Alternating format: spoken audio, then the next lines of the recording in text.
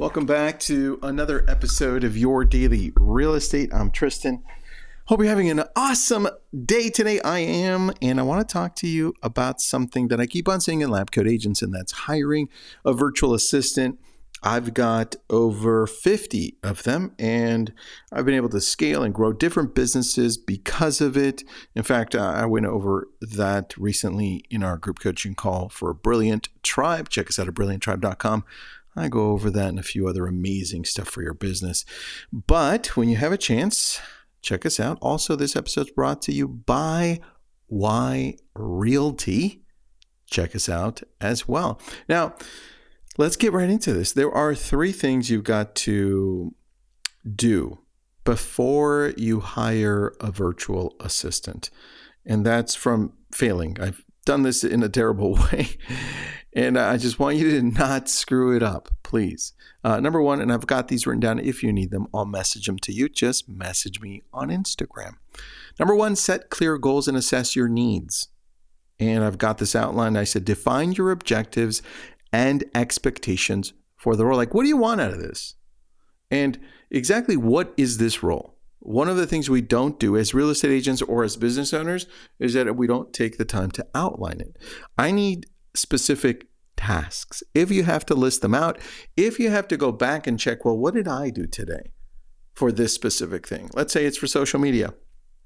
Well, what did I do? Let's see. I created a graphic. I outlined it. I grabbed some information from online, or maybe I had ChatGPT do it. And then I posted it up, and then I went to the comments and responded. There are a whole bunch of things that you are doing there that you can definitely delegate to somebody else. Next, determine what this budget is going to be. What are you willing to pay? Right? These are goals, and you're assessing your needs. What are you going to pay? Well, you probably have to do a little bit of research, and you'd find that if you use a virtual assistant through a company, like a virtual assistant company, you're going to pay $11, $12, $13 an hour. If you go direct, where you go to a website and then they gather all of these virtual assistants for you, and I'm talking about virtual assistants outside of the United States. If they're in the U.S., which I have a ton of them as well, then they're normal pricing in the U.S., right? You can hire them as independent contractors, or they can be part of your staff too, depending on what you want to do. Now, going back to international, if you're hiring from a different country like Latin America, if you're hiring from the Philippines or India or somewhere else, if you're going direct with no middle person, no middle company, then it's going to start somewhere around, and I'm saying someone good, right? Around $6, maybe $7. And as you get better and better, you'll go up higher. If you want them to have some type of a degree and experience, then you're looking to be paying over $10, $11, $12, $13, $14, $15 an hour. And you get what you pay for. So know that. Number two, create a detailed job description. I think we skip this one. As business owners and real estate agents, we don't have a clearly outlined, detailed responsibility list. Like, what are we doing? What are we giving who we're hiring?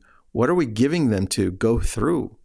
What I recommend here is not only specifically outline the job duty, specific on a Google Doc, but also shoot a video. Like, let's go through exactly what you want done. And if it's something that you don't do and that's why you're hiring somebody, then go find the right YouTube videos to do this with and put them in there, watch them and be like, hey, do me a favor, watch minute 6 through minute 10. This is exactly what I want.